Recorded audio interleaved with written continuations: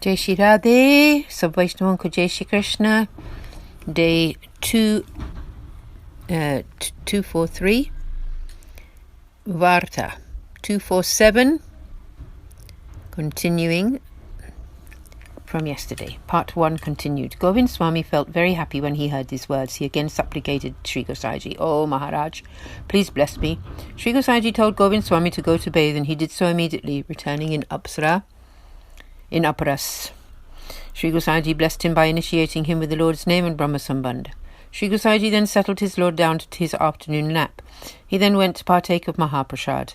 He then fed Govind Swami a plate of Mahaprasad with his own hands. When Govind Swami had completed his meal and rinsed his mouth, he bowed low before Sri Gosaiji. He then took up residence in Gokul itself, and Sri Gosaiji was always happy with him and blessed him greatly. He was a recipient of such grace and an accomplished Vaishnava. Part 2. Previously, Govind Swami had made disciples in the village of Antari. They called him Govind Swami, and there were many of them. Once some people from Antari came to Gokul. Govind Swami used to sit on Yashoda Gath. When the people from Antari heard that Govind Swami was residing in Gokul, they came there to get themselves initiated. They asked as to Govind Swami's whereabouts and arrived at his house. His sister Kanbhai told them that he had gone to bathe. They then proceeded to Yashoda Ghat and asked the now Govinda Das where Govind Swami could be found. Govinda Das replied that it was quite some time ago that Govind Swami had died. They went back to his house, and he also returned there. The people of Antari then recognized him and wondered why he had told them he was dead. "It is you, after all," he said. "You called me Swami. It is he who has died, and if he is not yet dead, then he soon will be." Bhav Prakash: Why did Govinda say this? After all, Vaishnava should never tell untruths. The reason is that they addressed him as Swami and inquired after Govind Swami. So he told them that the Swami was dead because he had now become Das. Dasoham. Part 2 continued. Then Govinda Das said, "Now please all go to Sri Gosaiji to be initiated with the Lord's name." They asked him to take them there. Govind Das took them all there, and they were all initiated with the Lord's name. They stayed in Gokul for a few days before returning to Antari. In this way, Govinda Dasji was a recipient of Sri Gosaiji's great grace and an accomplished Vaishnava. Part 3. Govinda Das never bathed in Sri Yamunaji, nor put his feet into her waters. He bathed with well water. He would roll in the sands on the banks of Sri Yamunaji and sip her water from his hands. He did not rinse his mouth out in her water. Such was his loving and respectful mood towards Sri Yamunaji. He was fully aware of Sri Yamunaji's form as a beloved female companion of Sri Thakurji, and thus thought, "How can I possibly dare to put my worthless physical bodies into her waters?" He contemplated her form in all its glories, and with much love in his heart. Govinda Das was indeed replete with divine loving sentiment. One day, Sri Gosaiji's sons, Sri Balakrishnaji and Sri Gokulnathji, were bathing in Sri Yamunaji. Govinda Das was standing on her banks nearby. The two brothers devised a plan to make Govinda Das bathe in Sri Yamunaji that day. The two brothers caught hold of him and began to pull him towards Sri Yamunaji. Govinda Das called out, "Oh Maharaj, please do not put me into Sri Yamunaji. If you put me into her waters, the offence will not be mine. Please know that Sri Yamunaji is Sri Swaminiji. These waters are her form in some particular pastimes. Why would you want then to put my worthless body into her?" Hearing these words from Govinda Das, the two sons of Sri Gosaiji let him go. As they released him, he realized that he had this holy sight of Sri Yamunaji in form in the Lord's eternal Leela. Govinda Das, with the assurance acquired through his direct knowledge of her true form, requested them, "O Maharaj, please now offer her to her the very, very best of preparations." Thus would Govinda Das, the recipient of Sri Gosaiji's great grace and an accomplished Vaishnava. Part 4. One evening, Sri Gosaiji was conducting divine discourse on the very last verse of the 18th chapter of the 10th canto of the Srimad Bhagavatam, the Song of the Flute, the Venu Geet. Go pakera nuvanannaya torudhara venusvane kalapadestanu britsu sakyaha aspandanam gatimatam balakasturunam niryoga pasha krita lakshmanayor vitchitram. Verse 2 of Venu Geet. Not verse 2.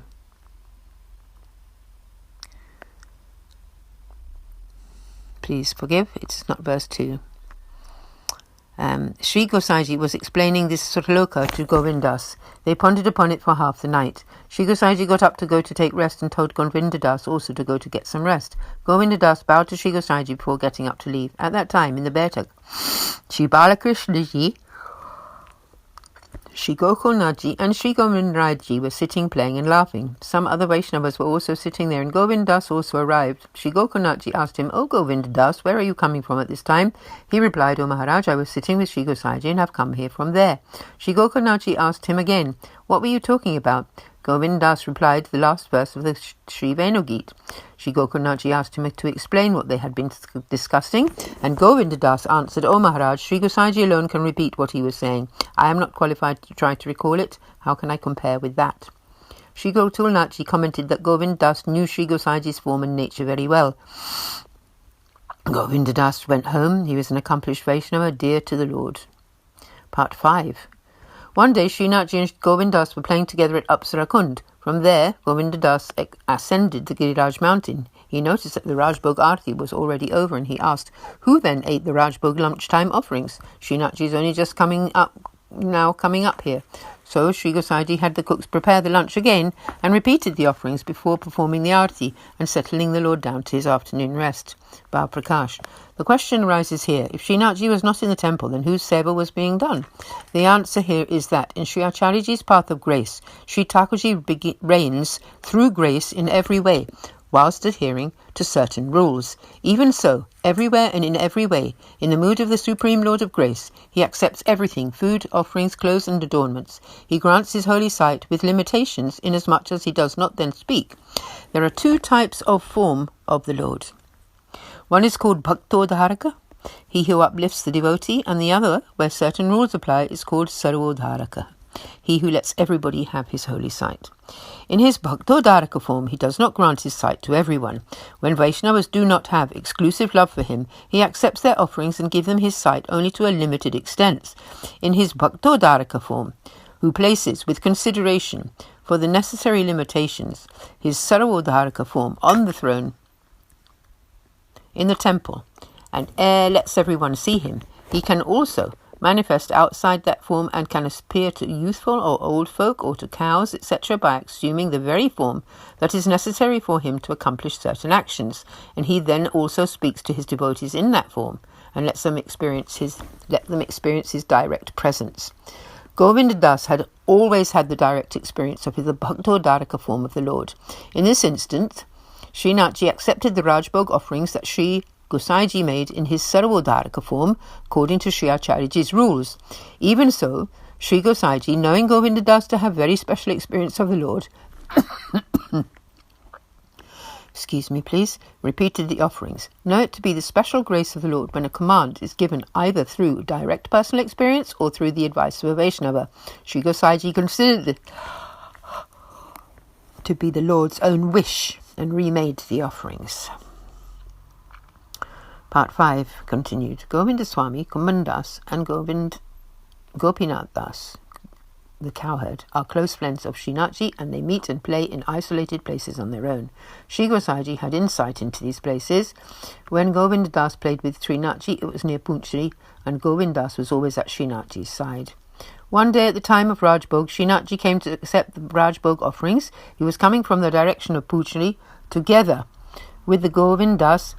Gopal Das, a cook from the temple, had just finished bathing in Apsarakund and was about to ascend Sri Giriraji when he caught sight of them. Gopal Das told Sri Gosaiji, "O Maharaj, I saw Srinathji and Govindadas coming from Pucheri." Sri Gosaiji said nothing. He then made the Rajbhog offerings. Govindadas was a very close friend of Srinathji. Such was Sri Gosaiji's great grace upon him. So as part 5 concludes and part 6 begins, we'll pause here for the day. जय जय श्री राधे। आज के आनंद की जय हो जी। श्री श्री रास बिहारिणी जी की जय। जय श्री राधे। सब वैष्णवों को सादर सप्रेम सानंद और सदैन्य जय श्री कृष्ण।